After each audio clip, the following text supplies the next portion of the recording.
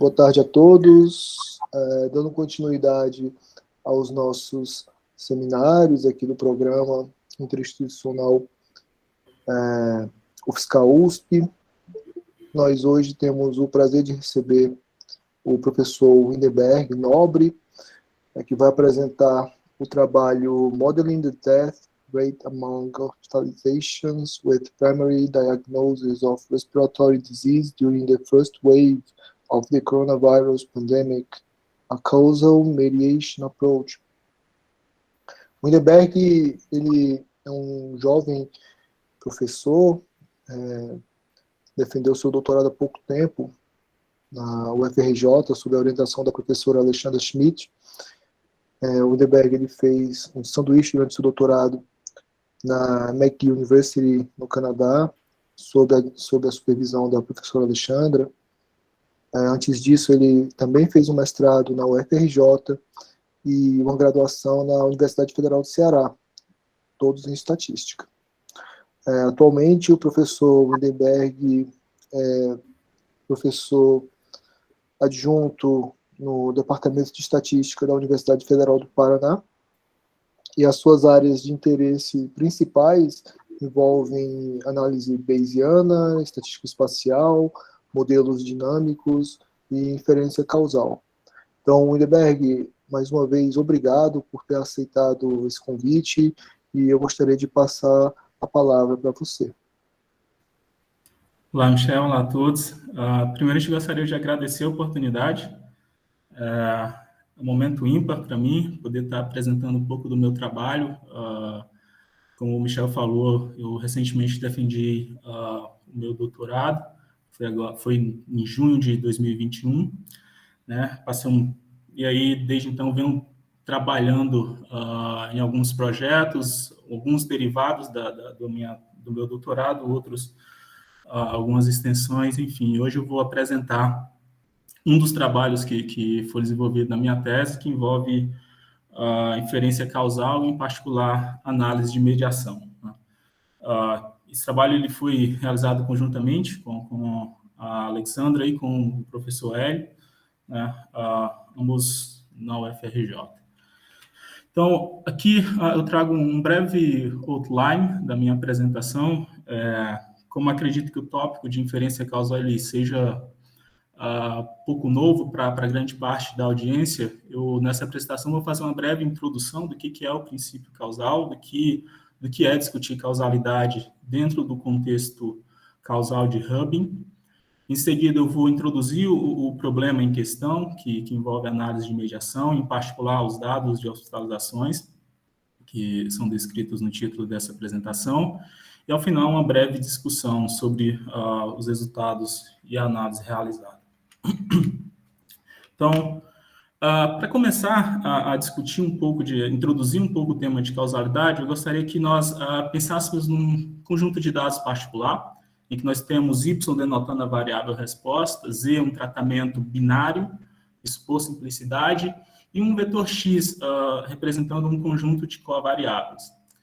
Um ponto bastante importante quando nós analisamos dados é entender como que esses dados eles chegam até nós, né? Então, para discutir um pouco dessa estruturação, é importante entender que um conjunto de dados é simplesmente uma realização de um processo conjunto que gera a tripla Y, Z e X.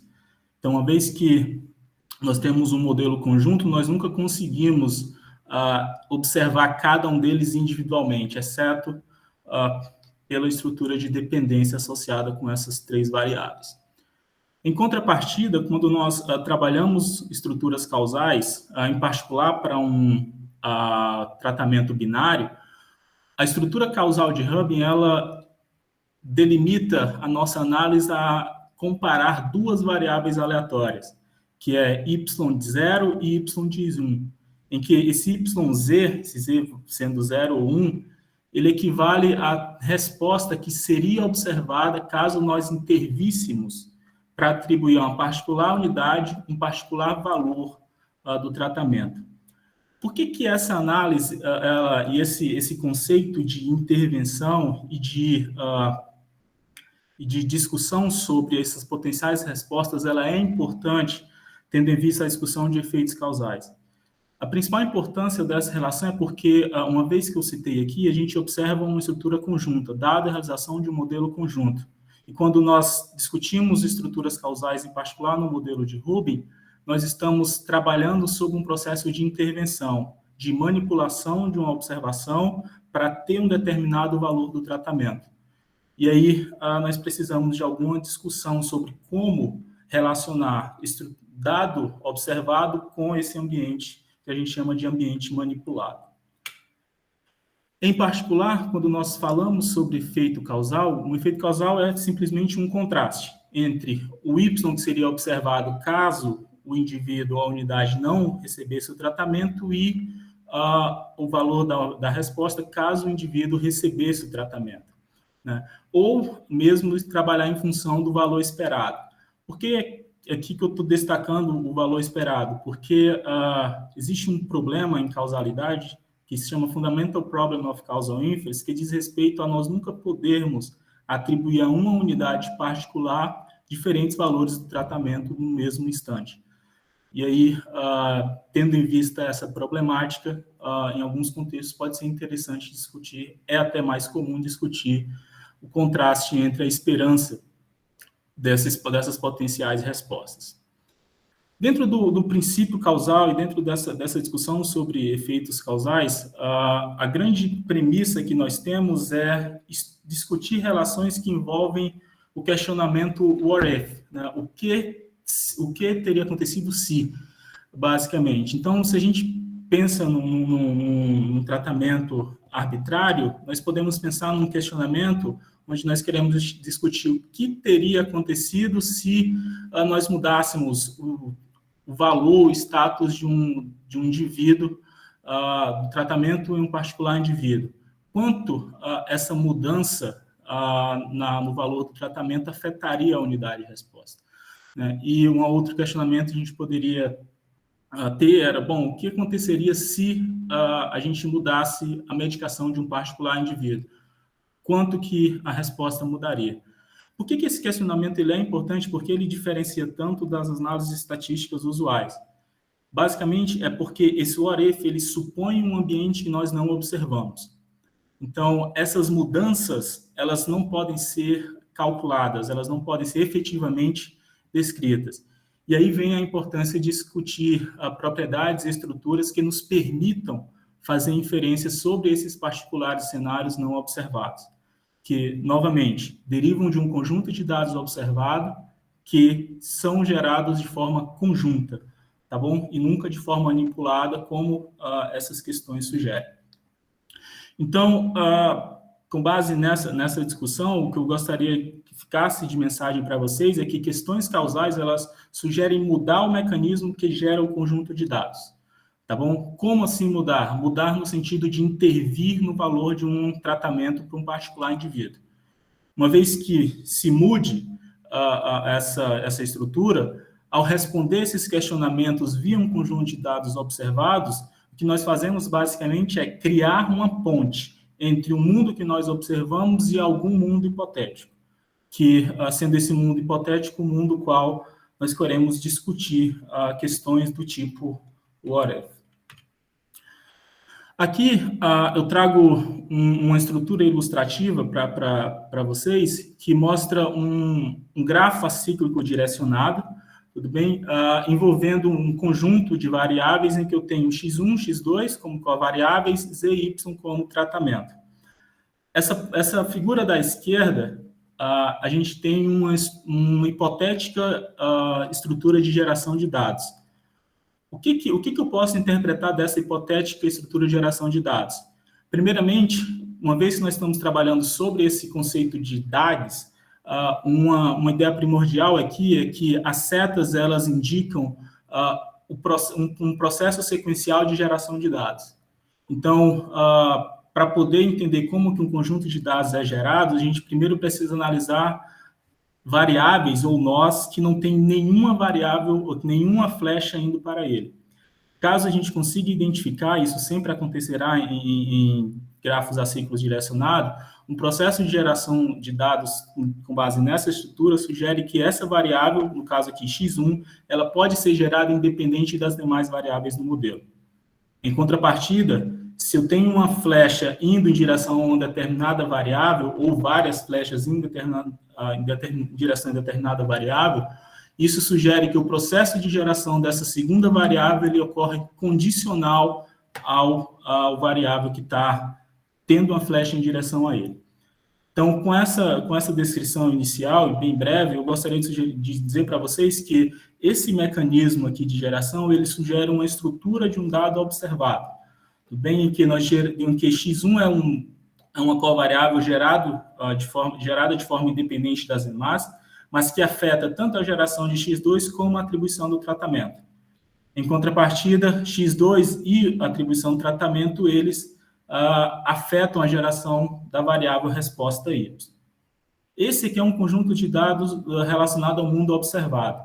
Quando nós queremos discutir questões causais, nós queremos basicamente intervir no processo de atribuição do tratamento.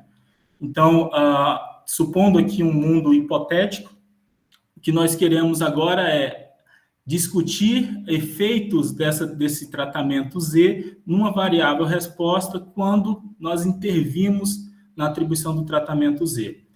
E o que comparar esses dois mundos e como estudar efeitos causais, a gente pode discutir tais relações. Basicamente, para discutir tais relações, precisamos criar o que eu chamo aqui de ponte. A ponte do dado observado para o dado hipotético, para o cenário do dado hipotético, onde nós fazemos e respondemos questões causais.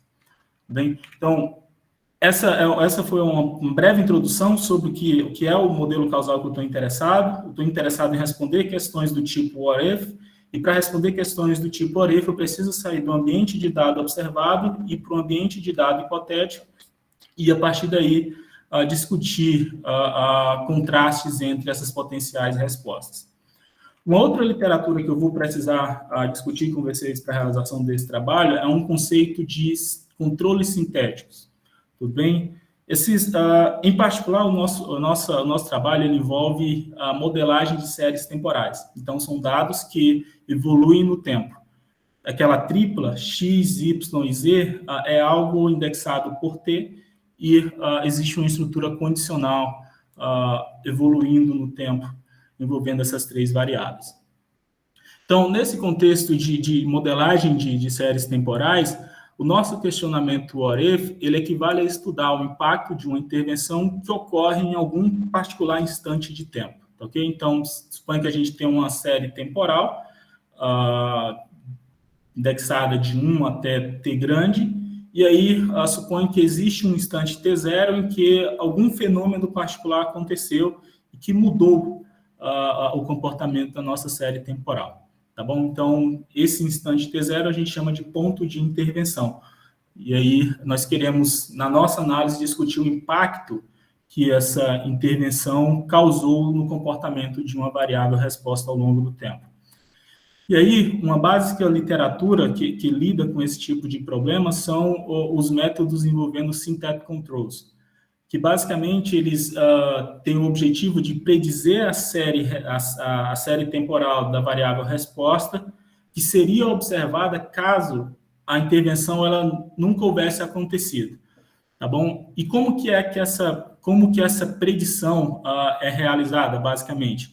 A ideia desses métodos synthetic controls é encontrar séries temporais de covariáveis ou de outras variáveis de potencial interesse que elas não tenham sido afetadas pela intervenção que nós estamos averiguando.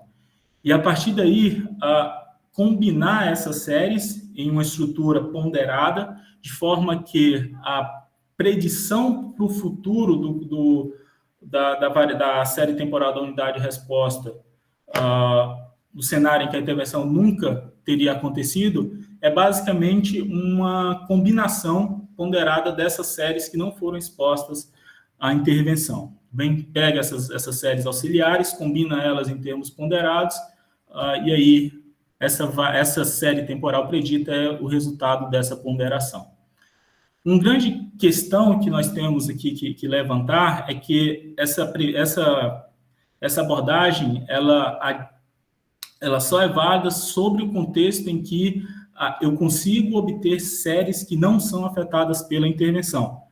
Aí, se nós imaginarmos um conceito de intervenção global, como foi o caso da pandemia, pode ser complicado, um pouco desafiador encontrar tais tipos de séries, porque, em geral, potenciais séries de interesses, normalmente elas são afetadas por essa intervenção global, no caso. Tudo bem?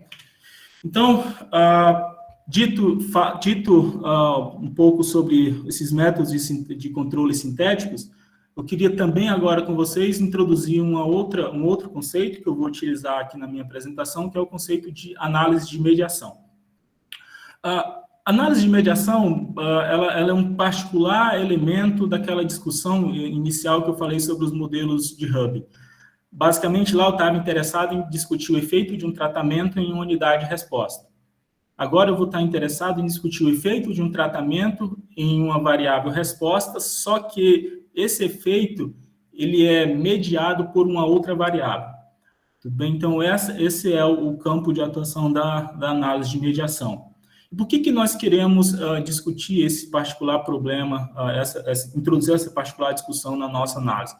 Basicamente porque pode ser interessante, e nós consideramos ser bastante importante, discutir como que o impacto de uma intervenção ela flui ao longo de outras variáveis, o quanto que o efeito no tratamento na unidade de resposta se deve não somente ao tratamento, mas sim a uma segunda variável que sofre o impacto do tratamento e impacta a unidade de resposta.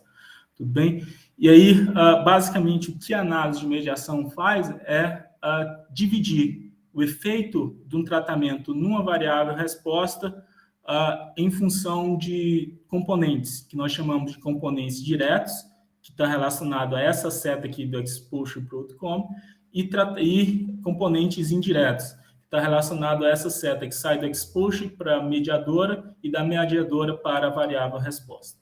Tudo bem? Então, são esses os três conceitos iniciais que eu gostaria de introduzir a vocês. Mas, entendido um pouco da ideia relacionada a esse conceito de variável mediadora, quais são as what if questions e questões envolvendo esses efeitos causais mediados, né? Basicamente, são duas perguntas que nós queremos responder. Tudo bem? A primeira é entender qual teria sido o impacto se o contexto, o environment, o contexto muda condicional em um particular valor da variável mediadora. Ou um segundo questionamento seria o que teria acontecido se a mediadora mudasse condicional em um particular valor do contexto, né, do environment. Tudo bem? Esses dois questionamentos, eles levantam a premissa de efeitos diretos, que é quando nós fixamos o valor da variável mediadora, e efeitos indiretos, que é quando nós fixamos o valor do contexto, do environment.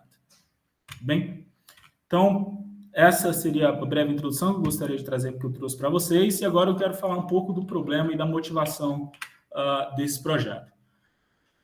Bom, a nossa análise ela envolve análise de dados da pandemia. Em particular, o nosso foco está em descrever a taxa de mortes em hospitalizações por causa respiratória no estado do Rio de Janeiro durante o período que contemplou o primeiro pico da pandemia, né, que foi ali entre abril, maio e junho de 2020.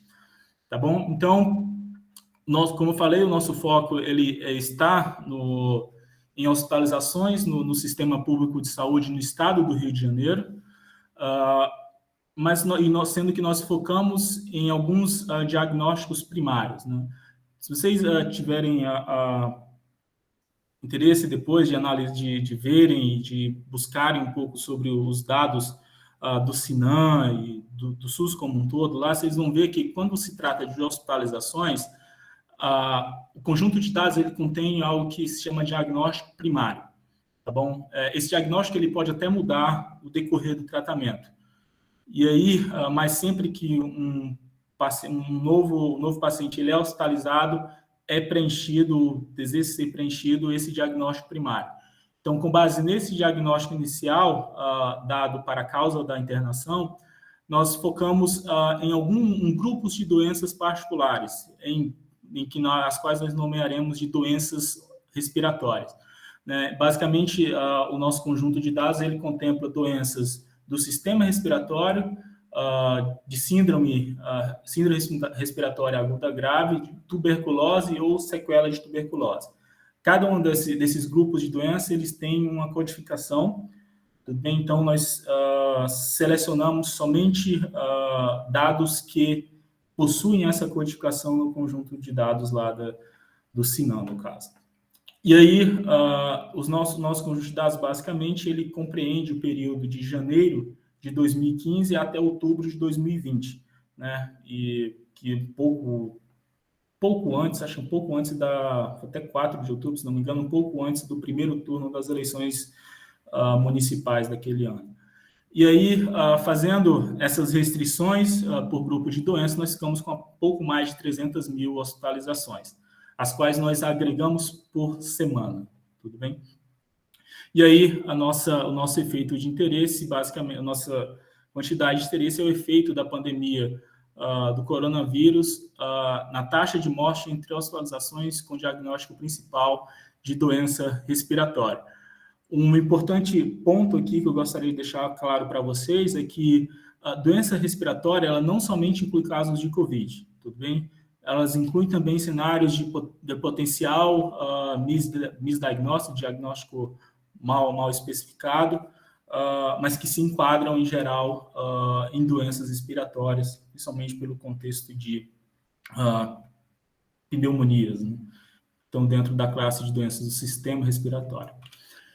Então, nessa nossa análise, a pandemia do coronavírus, ela tem um papel de uma intervenção. E por que nós assumimos que a pandemia, em particular, a declaração da pandemia, ela é uma intervenção? Basicamente porque nós assumimos que essa particular data, que foi 12 de março de 2020, ela mudou de forma efetiva o comportamento social e as interações sociais entre os indivíduos. Nós tivemos, não digo um lockdown, nós tivemos restrições, né, de acesso às vias públicas, nós tivemos uma mudança na higiene da população, e mesmo com todas essas medidas, ainda assim nós tivemos um índice, uma taxa de óbitos bem alta, né? Então, a nossa ideia por considerar essa pandemia do coronavírus como intervenção, ela vem desse contexto em que houve uma mudança social entre interações e comportamentos individuais, além de ter um vírus circulando de forma efetiva no nosso meio.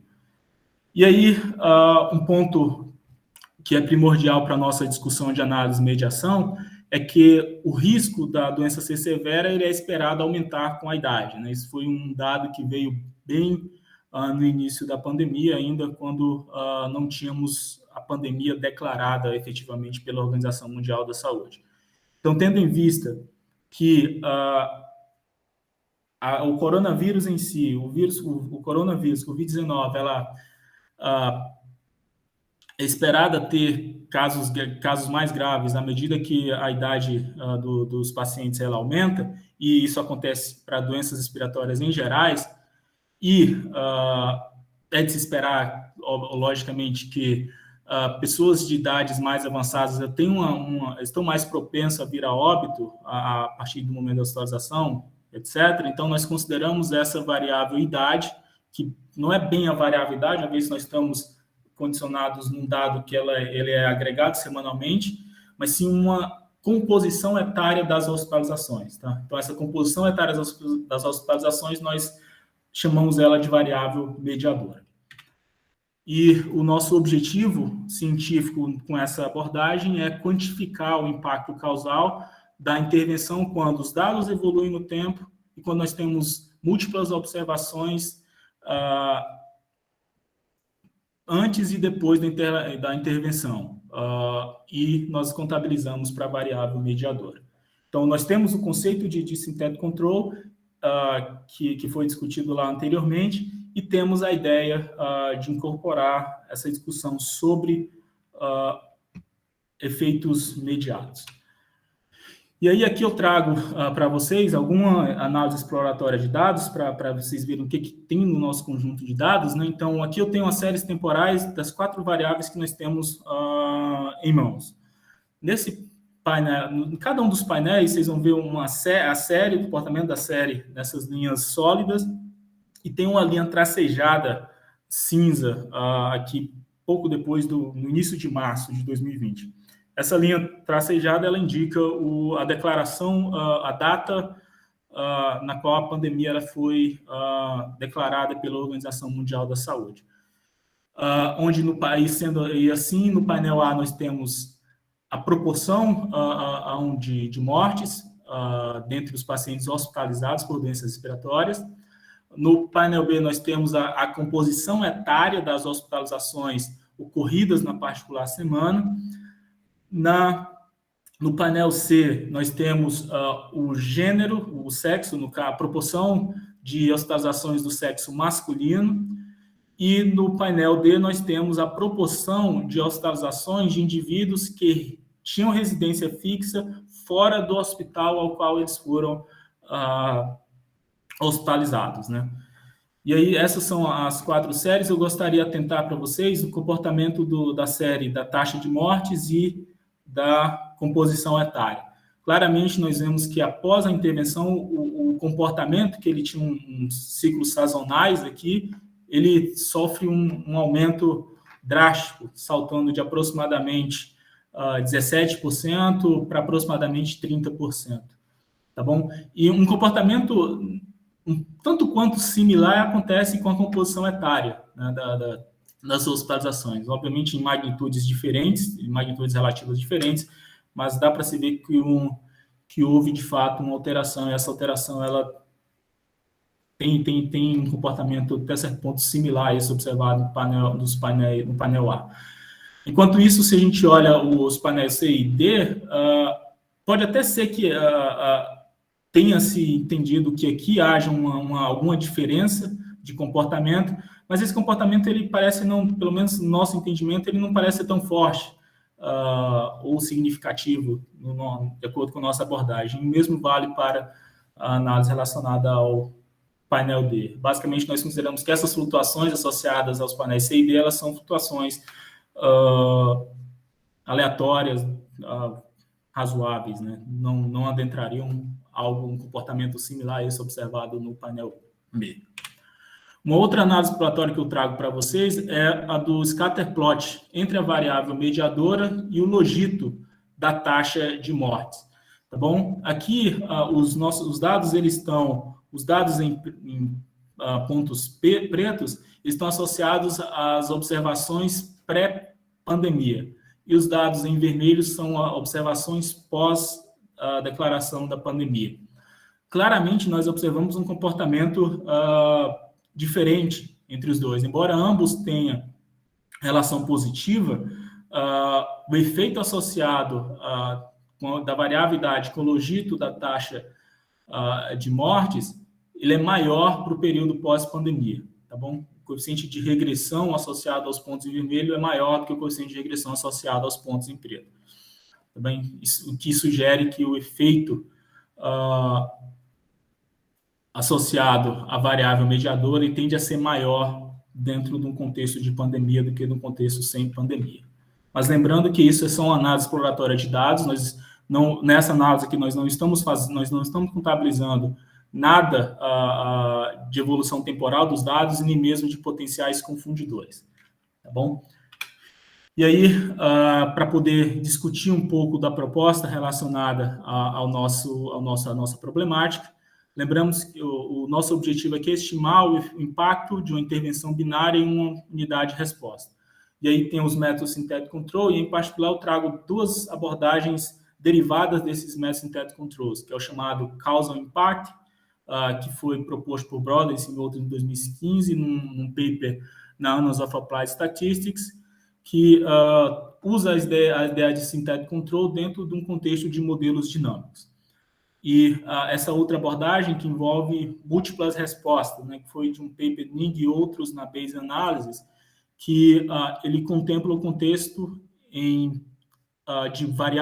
de resposta multivariada que evolui no tempo. Esse paper também utiliza modelos dinâmicos para poder discutir essa relação causal. Contudo, ambos esses papers eles consideram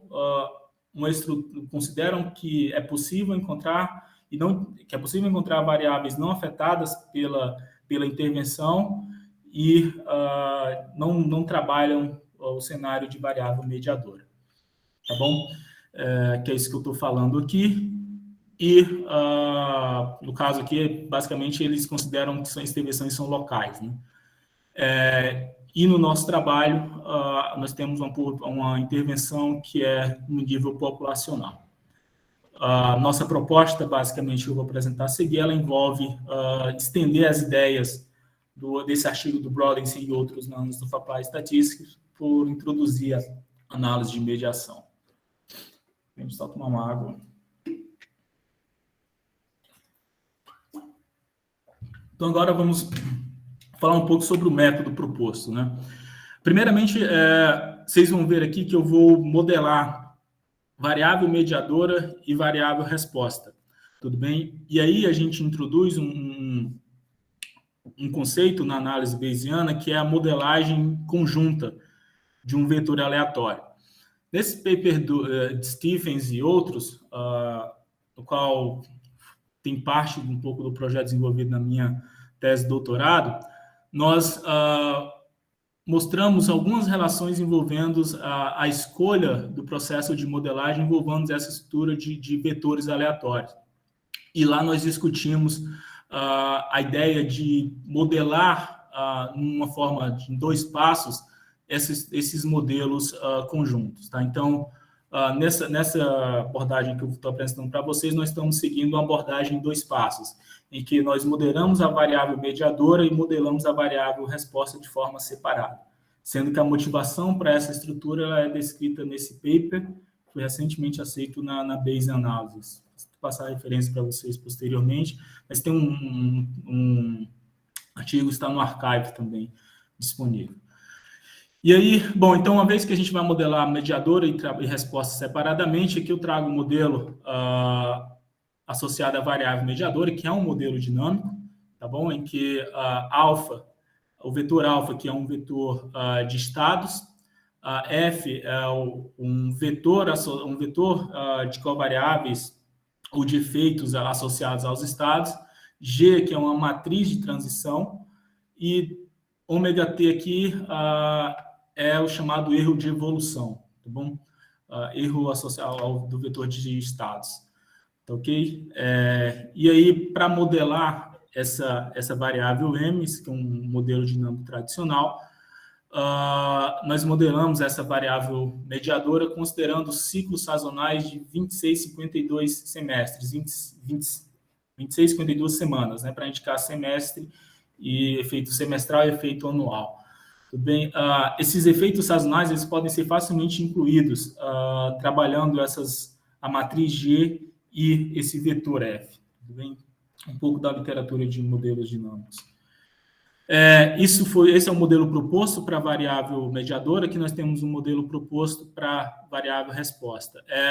O nosso dado, o Y, ele é número de óbitos, tá? Então, entre N e T hospitalizações. Então, isso sugere um modelo binomial, né? Para o qual nós temos a seguinte verossimilhança com função de ligação logito, tá bom? E um modelo dinâmico generalizado, para esse caso aqui, com resposta binomial, ele é feito assumindo que a função de ligação, no caso aqui o logito, ela é dado por F2 θt, tá? Que θ aqui são efeitos aleatórios, é um vetor de estados, e que qual é modelado usando a seguinte estrutura, né? Essa notação aqui em particular, ela indica um vetor de médias e um primeiro e segundo momento, né? Um vetor de médias e matriz de covariância, tudo bem? É um modelo que é livre de distribuição, tá? E uma observação que eu tenho aqui para vocês nessa estrutura de modelos dinâmicos é que essa quantidade F, ela é uma quantidade conhecida, um vetor conhecido, e que deve incluir a variável mediadora, dado que nós queremos discutir efeitos causais nessa estruturação.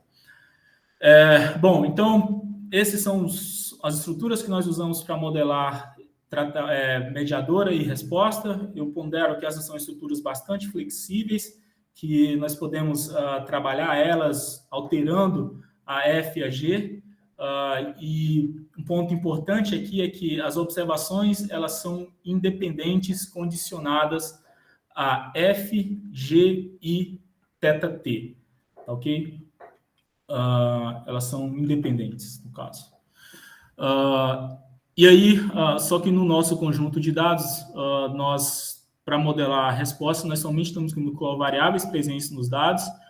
Isso sugere que nós não estamos contabilizando estruturas sazonais ou tendências, exceto aquelas que possam ser explicadas pelas covariáveis. Tudo bem? Essa pode ser entendida como uma possível limitação, mas é algo que nós trabalhamos conjuntamente com as hipóteses de identificação de efeitos. Nós seguimos um procedimento de inferência do West Harrison e Migon, de 85, que é o procedimento de linear Bayes, uma proposta conjugada que envolve linear Bayes e também fatores de desconto, no nosso caso em particular. E aí um ponto importante, porque nós vamos trabalhar com um modelo preditivo, né? É que quando nós trabalhamos sobre essa estrutura inferencial proposta por West e outros de 85, nós consideramos que o MIT, que está definido aqui nesse modelo, ele tem distribuição beta com esses dois parâmetros. E isso, como esse modelo é um modelo conjugado, então a distribuição posterior do MIT ela também é beta, ok? E com isso a gente tem como inferir o modelo preditivo também para o Y, que no caso aqui seria uma estrutura beta binomial, tá? Que está sendo descrito aqui logo abaixo. E aí, por que essas estruturas são importantes? E por que essa discussão dos modelos preditivos são importantes? Porque, basicamente, o nosso problema inferencial ele envolve a estimação de uma potencial mediadora, que é denotada aqui por MT de Z, e potenciais respostas dado por essa componente YT de Z, MZ', para ZZ' pertencentes a esse conjunto aqui. E aí, um ponto aqui para as questões causais básicas é que esses dois elementos, YT de 1, M1 e MT1, eles são tomados do conjunto de dados. São hipóteses adotadas aqui, que a gente chama em causalidade, que é a hipótese de consistência e de composição, tá bom? Consistência para MT1 ser igual ao dado observado, e composição para que eu tenha MT1, M1 ser igual ao dado observado na nossa série temporal. Bom, uma vez que esse cara aqui é tomado, agora a discussão fica sobre essa outra componente que sugere um ambiente em que eu tenho uma pandemia e um ambiente em que a minha variável mediadora ela está no conceito sem pandemia. Foi algo que eu passei por cima e não falei para vocês, mas eu estou considerando que o Zzinho igual a zero aqui nessas variáveis, eles indicam um contexto sem pandemia. E um Zzinho ou Z' igual a 1 sugere um contexto um contexto com pandemia. Quando eu falo M0, eu estou querendo estudar a variável mediadora no contexto sem pandemia. E M1, uma variável mediadora no contexto com pandemia. Quando eu estou falando de YT1, M0, eu estou falando de um Y num contexto com pandemia, mas com mediadora num contexto sem pandemia. E Y0, M1 seria variável resposta num contexto sem pandemia, mas com mediadora num contexto sem pandemia.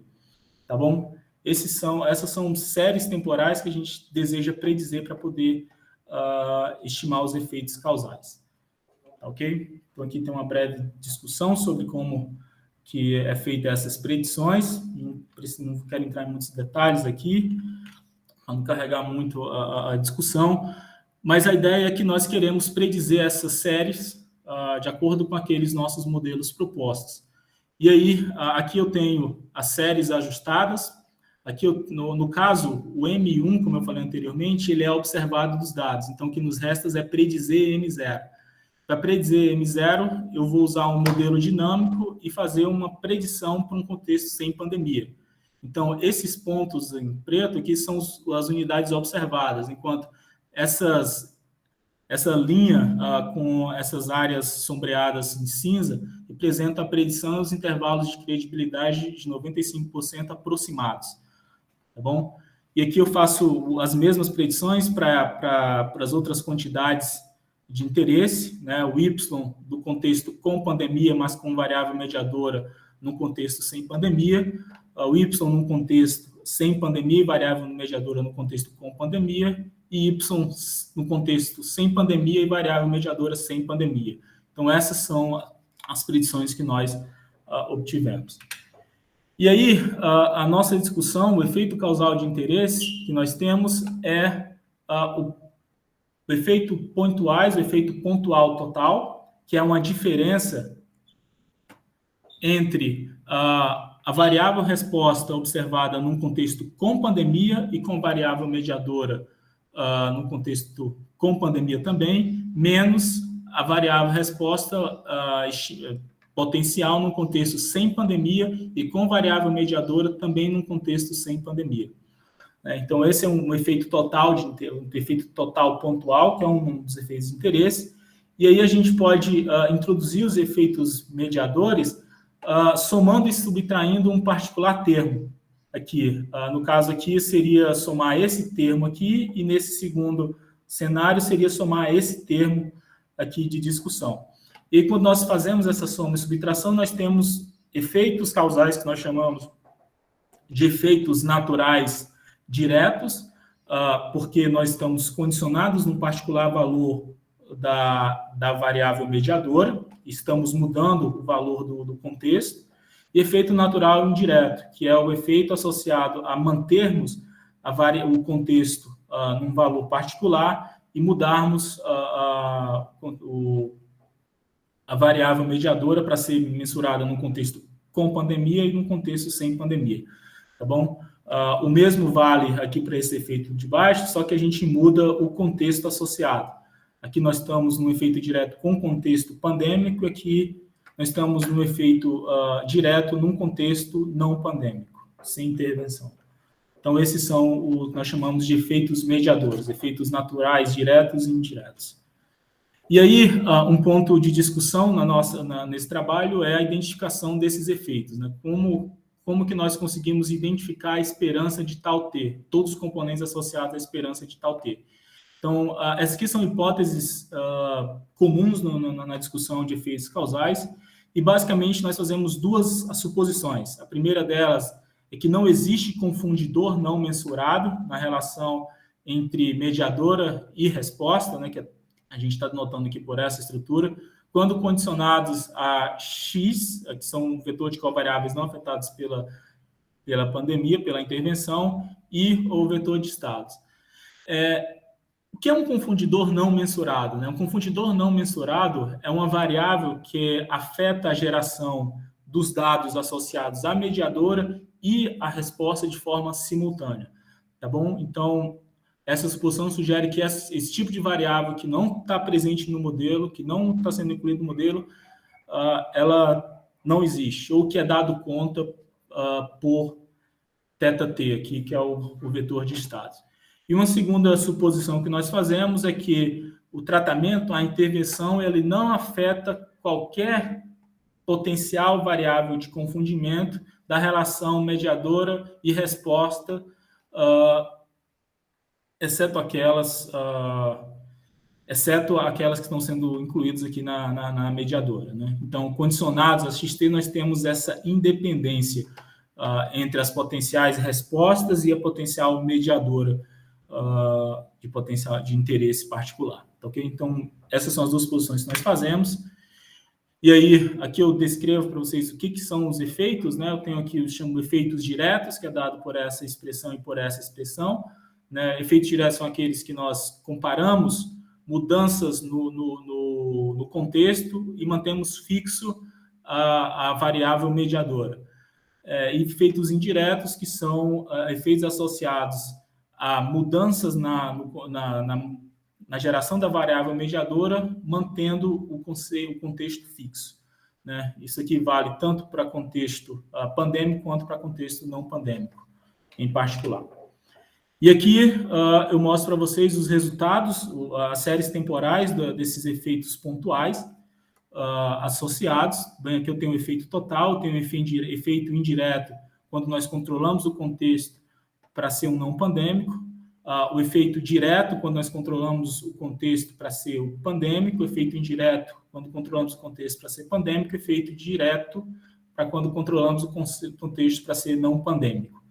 Tá bom? Então, 3 observações importantes aqui sobre esses resultados. A primeira delas é que nós tivemos, de acordo com nossas estimativas, um excesso de óbitos semanais, um máximo de aproximadamente 200 óbitos semanais em excesso, quando a gente analisa o efeito total.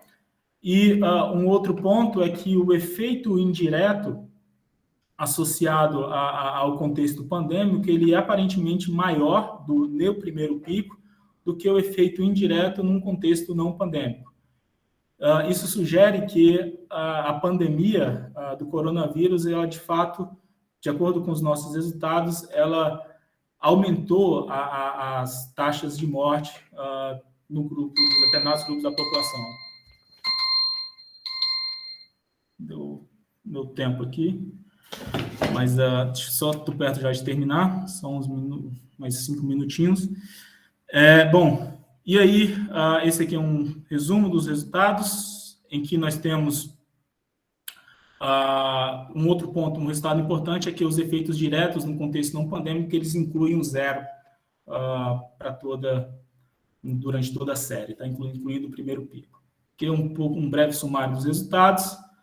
E aqui uma discussão da nossa proposta, que basicamente nós estendemos as ideias do artigo do Brodensky por introduzir alguns conceitos de análise de mediação e considerar uma resposta não normal, né? Basicamente, quando nós introduzimos essa ideia de análise de mediação, nosso objetivo foi dar uma refinada na análise e discutir composição de efeitos para aliviar potenciais questões de má interpretação. A nossa proposta, ela usou uma abordagem em 2 passos, né, inspirada no artigo do Stephens e outros, da Bayes Analysis, e os resultados relacionados a efeitos indiretos, eles sugerem que durante o primeiro pico, a associação entre idade e taxa de morte foi maior do que aquela associada ao contexto pandêmico do que num contexto não pandêmico. Bom, gente, é isso. Gostaria de agradecer a FAPERJ, que me apoiou durante o mestrado, e a FAPESP, que passei 8 meses como pós-doc lá e desenvolvendo esse projeto também, e aqui algumas referências. Okay? Muito obrigado. Obrigado, Winterberg. Agora eu vou abrir aqui para perguntas da plateia, caso alguém queira fazer algum comentário também, pode ficar à vontade, tá? Uhum.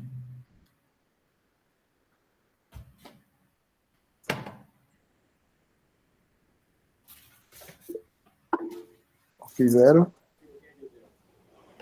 Parabéns, Edinberg. Excelente apresentação, super didático. Cearense, obrigado, né, Michel? Pois é. É muito interessante. Eu não conheço muito bem essa modelagem, já ouvi falar, mas eu queria entender um pouquinho a questão do confundidor. Ele entra como eu entendi que você disse que ele é não medido. Ele entra para ele, no teu caso aí, ele está presente, Mas ele não foi medido, ele é uma variável latente, mais ou menos, é isso que você quis me dizer? Ele está presente na modelagem, ele interfere na relação entre as duas variáveis ou mais variáveis, mas ele não é medido, é isso? Isso. Assim, esse confundidor não mensurado, ele é uma variável que ela pode ser uma estrutura latente, que a gente desconhece, e ele é uma variável que ela afeta a atribuição, no caso, do valor da mediadora e da variável resposta de forma simultânea. A nossa suposição é que essa estrutura latente, ela está sendo contabilizada no modelo via vetor de estados ou mesmo aquele vetor aquele vetor F, de modo que a gente tenha independência entre potenciais valores da resposta e potenciais valores da mediadora. Então, e também sobre potenciais valores da resposta e um particular valor da mediadora. Então, essa é a suposição que nós fazemos, que esse confundidor mensurado ele está sendo contabilizado via esse vetor θt de alguma forma, dada a estrutura flexível que nós estamos impondo. Então, na tua modelagem completa ali, já colocando a distribuição de probabilidade, ele está ali, está presente. Ele tá sendo, vamos dizer que esse θt, o vetor θt seja uma proxy de um potencial efeito desse confundidor não mensurado. Interessante. Mas tá bom. Obrigada aí pela explicação, viu? Alguém mais quer fazer alguma pergunta, algum comentário? Excelente. Winneberg, eu tenho mais uma curiosidade. Eu também não conheço muito esse assunto, para ser sincero, eu não conheço quase nada. Mas eu fiquei curioso na parte do modelo especificamente. Você tem um modelo dinâmico, né? Você tem isso, exatamente, o anterior. Isso. Então você modela o M utilizando o modelo dinâmico tradicional, né? E modela a resposta, né? Isso. Em seguida, utilizando um modelo binomial dinâmico, né? No caso, como que eles não interagem de forma alguma? Ou eu estou entendendo errado? Não, eles não vão interagir, mas eles não vão interagir por causa da discussão que nós fazemos nesse artigo aqui do Stephens 2002. Eles não vão interagir no sentido que eu não vou ajustar conjuntamente o MT e o YT, mas o modelo associado ao YT ele vai ser condicionado à variável mediadora. Então, o que a gente faz aqui é usar essa variável mediadora para predizer M0, e uma vez que M0 seja predido, ele é usado como uma quantidade conhecida do modelo do Y, só como uma covariável. A gente transforma o vetor F condicionado na estimativa pontual, tá? Essa é uma fragilidade do nosso modelo. Ele é condicionado na estimativa pontual do M, da variável mediadora. E essa estimativa pontual que você faz é com base na média? Com base na média. Na perda quadrática? Isso. Legal. Essa parte tinha me passado despercebido. Perfeito, obrigado, Winneberg. Agora eu abro para o Rodney. Winneberg, valeu pela apresentação, foi muito boa. A minha dúvida é onde é que, nesse modelo, o que é o controle sintético? Qual é a variável? Roger, obrigado pela pergunta. O controle sintético, eles são essas duas variáveis que a gente está considerando como controle sintético, são essas duas variáveis associadas às séries C e D e mais potenciais efeitos latentes que possam ser incluídos.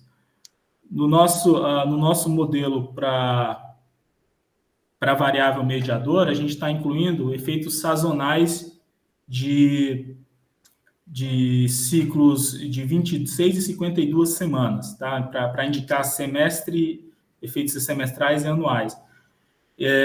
Então, essas componentes, elas são componentes que são synthetic controls, chamados, que a gente introduz no nosso modelo. Ah, Tá como bom? uma variável Então, observada, né? Não é aleatório. variável observada. Isso. Ah, entendi. Exatamente. Obrigado. Valeu, Roger. Obrigado. Você. Perfeito. Alguém mais tem algum comentário, alguma pergunta? Ok, então eu encerro aqui, agradecendo mais uma vez ao Windberg pela gentileza de estar aqui hoje. O convite foi meio às pressas, quase que de última hora, e ele gentilmente aceitou. E nos premiou com uma bela uma apresentação super didática, super explicativa. Obrigado, Windberg. Obrigado, Michel. Obrigado pela oportunidade. Eu gostaria de agradecer ao programa de pós-graduação da UFSCar, porque eu tenho acompanhado o convite, né, eu fui acompanhar um pouco das últimas apresentações, eu tenho visto que vocês têm dado grande oportunidade, principalmente para recém-doutores, né, nas últimas apresentações. Então, eu gostaria de agradecer vocês para estar dando a nós essa oportunidade de divulgar um pouco do nosso trabalho, de nos fazer conhecidos, né, no meio, que acho que a gente precisa bastante. Então, em particular, eu gostaria muito de agradecer ao programa de pós-graduação da UFSCar e do ICMC USP pela oportunidade, por ter nos dado oportunidade aos jovens doutores de estar apresentando seus trabalhos. Obrigado. Na verdade, mal entendido, a gente não convida jovens doutores, a gente convida pessoas que a gente acredita que tem coisas interessantes para trazer para nós. Exatamente. Decidi um de vocês ser um jovem doutor. Entendeu? Exatamente, a gente olha, o importante é ter coisas interessantes para dizer aqui para o nosso grupo de professores e alunos, isso que é importante. Então, os últimos 5 encontros estão bem direcionados, hein?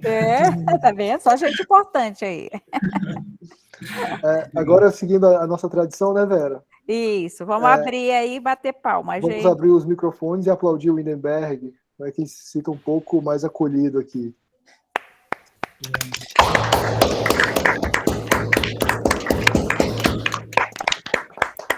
Gravado, viu, Windberg? É só. Eu vou parar a gravação só um minuto. Interromper aqui.